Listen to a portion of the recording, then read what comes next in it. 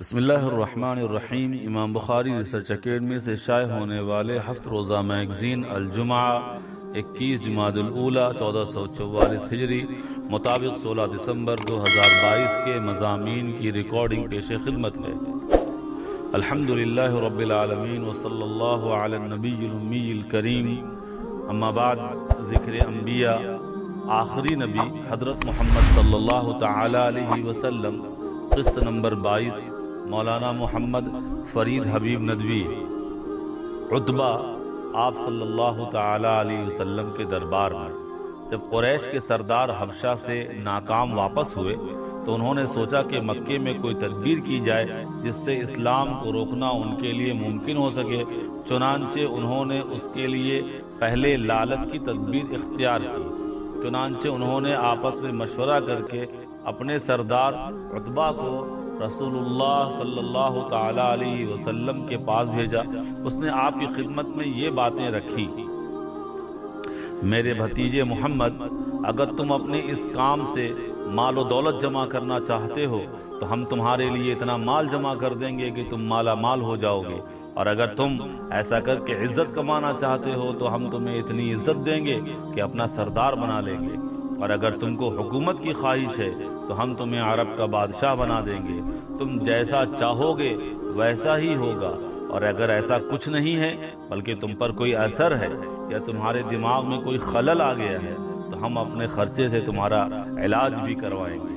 اللہ کے رسول صلی اللہ تعالی علیہ وسلم نے عتبہ کو جواب دیا کہ تم نے میرے بارے میں جو کچھ بھی کہا سب غلط ہے۔ نہ مجھے مال کی خواہش ہے، نہ عزت کی، اور نہ حکومت کی۔ میں تمہارے سامنے قرآن کا کچھ حصہ پڑھ کر سناتا ہوں جس سے تمہیں اندازہ ہوگا کہ میرا مشن کیا ہے۔ اس کے بعد آپ نے اس کے سامنے حامیم سجدہ کے شروع کی چند آیتیں تلاوت کی۔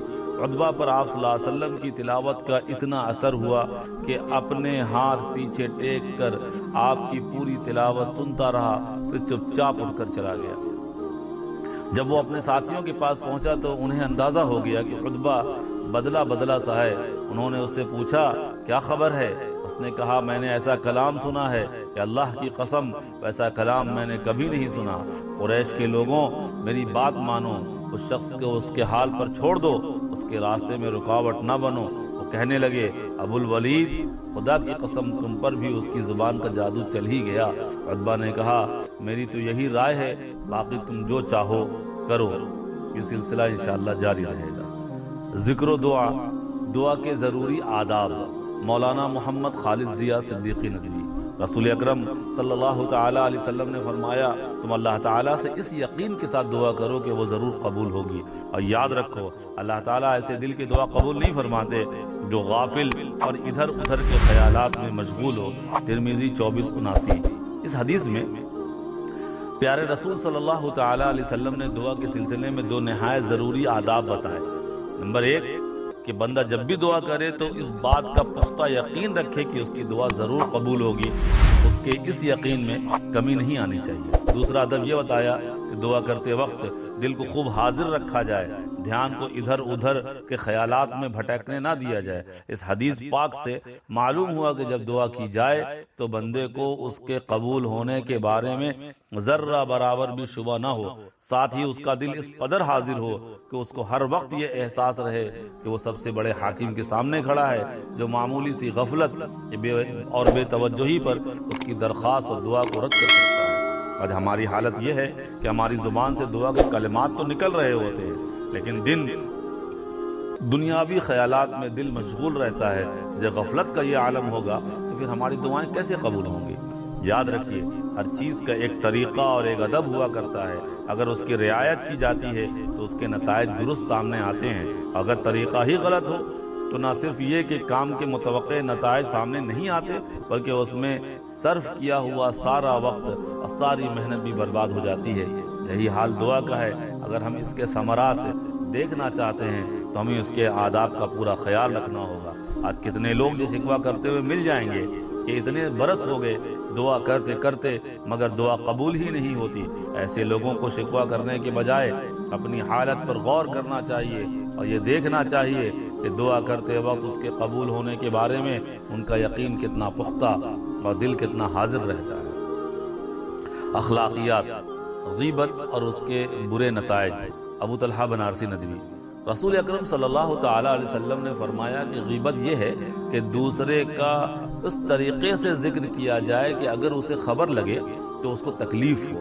پھر حضور نے فرمایا کہ اگر دوسرے کا وہ عیب بیان کیا جائے جو اس میں ہے تب تو وہ غیبت ہے، اور اگر اس میں وہ عیب ہے ہی نہیں تب تو یہ بہتان اور الزام ہے۔ مسلم 2589۔ سب سے پہلے ہمیں یہ جان لینا چاہیے کہ اصل میں غیبت کہتے کسے ہیں۔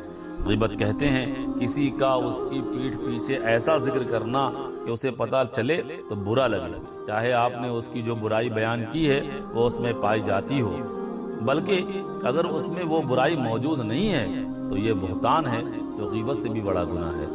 قرآن کی سورہ حجرات میں غیبت کرنے والوں کو اپنے سگے مردار بھائی کا گوشت کھانے والا بتایا گیا ہے، اور ایک حدیث میں حضور اکرم صلی اللہ علیہ وسلم نے فرمایا کہ زانی اگر توبہ کر لے تو اس کو اللہ پاک معاف کر سکتے ہیں، مگر جس نے غیبت کی اس کی تب تک بخشش نہیں ہو سکتی جب تک وہ سامنے والے سے معافی نہ مانگے۔ ساتھ ہی یہ ضرور سمجھ لینا چاہیے کہ صرف غیبت کرنا ہی حرام نہیں ہے، بلکہ غیبت کا سننا بھی حرام ہے، اور یہ ایک ایسی عام بیماری ہے جس میں تقریباً سبھی لوگ مبتلا ہیں۔ افسوس کہ یہ گھر گھر کی کہانی ہے کہ دوسروں کے بارے میں مزہ لے لے کر برائیاں کی جاتی ہیں، دل کی بھڑاس نکالی جاتی ہے، سامنے والے میں جو عیب نہ بھی ہو اس کا ذکر کر کے بھی اسے بدنام کیا جاتا ہے۔ ہو سکتا ہے اس سے وقتی طور پر دل کو سکون مل جائے، نفس کو مزہ مل جائے، مگر اس کا نتیجہ آخرت کا دردناک عذاب ہے۔ اس لیے ہمیں یہ کوشش کرنی چاہیے، بلکہ یہ پکا ارادہ کرنا چاہیے، ہم انشاءاللہ نہ تو کسی کی غیبت کریں گے نہ ہی اپنے سامنے کسی کی غیبت سنیں گے۔ اللہ پاک عمل کی توفیق عطا فرمائے، آمین۔ مسائل: اقامت یعنی تکبیر کے وقت ہاتھ باندھنا، مولانا محمد فرید حبیب ندوی۔ کچھ لوگ تکبیر کے وقت جب صفیں لگائی جا رہی ہوں ہاتھ باندھ کر کھڑے رہتے ہیں اور اس کو سننا تو مستحب سمجھتے ہیں۔ معلوم ہونا چاہیے کہ تکبیر کے وقت ہاتھ چھوڑ کر کھڑے ہونا چاہیے، ہاتھ باندھ کر کھڑا ہونا پسندیدہ نہیں ہے، اور ہاتھ باندھنے کو سنت سمجھنا تو بالکل ہی غلط ہے۔ من جانب امام بخاری۔ السلام علیکم ورحمۃ اللہ وبرکاتہ۔